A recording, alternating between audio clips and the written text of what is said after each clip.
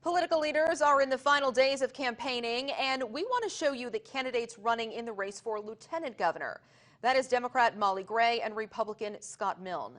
Local 22's Jolie Sherman met with both candidates to better understand their goals for the Green Mountain State. And right now we meet Molly Gray. An Assistant Attorney General Molly Gray decided to run for lieutenant governor almost a year ago, and a lot has changed since then. But she says she's prepared to lead Vermonters, even in a pandemic.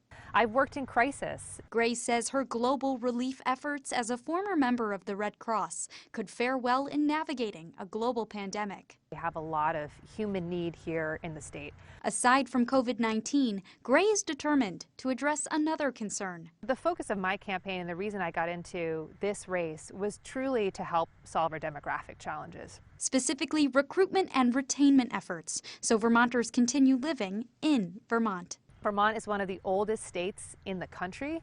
We have more deaths than births in a majority of Vermont counties, and we are struggling to keep a generation here, bring a generation back, or a new generation that we have to welcome to Vermont. Our tax base continues to shrink.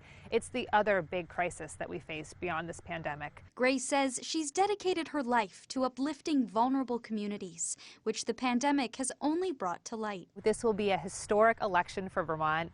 If elected, I'll be the fourth woman in Vermont's history to serve as lieutenant governor.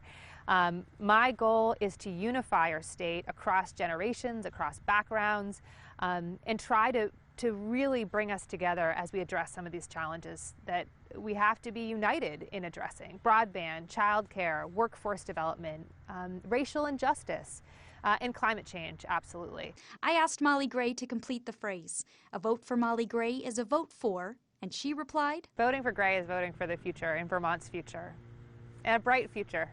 Jolie Sherman, Local 22 News.